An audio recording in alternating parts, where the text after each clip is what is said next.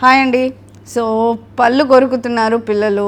So దాన్ని ఏమంటారు? నిద్రలో పళ్ళు కొరకడము ఆర్ గట్టిగా టీత్ గ్రైండ్ చేయడం ప్లస్ క్లెంచింగ్.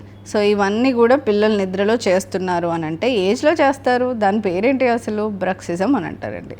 ఇది మోర్ కామన్గా 3 to 6 years ఆఫ్ ఏజ్ పిల్లలు ఎక్కువ శాతం చూస్తుంటాము.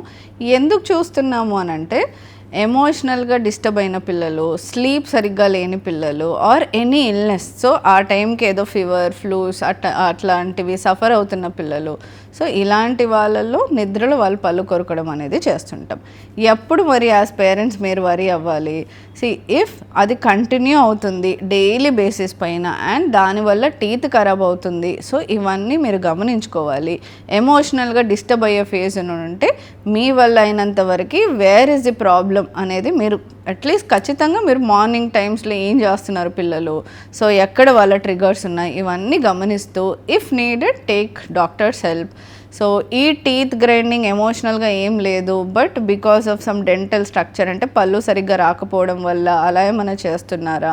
సో ఎనీథింగ్ మోర్ దీనివల్ల baby quality of sleep, life effect అవుతుంది అని అంటే మీరు డెఫినెట్లీ డెంటిస్ట్ని కూడా కలవచ్చు. వాళ్ళు కొంచెం గార్డ్స్ అలాంటివి కూడా పెట్టడం చేస్తుంటారు.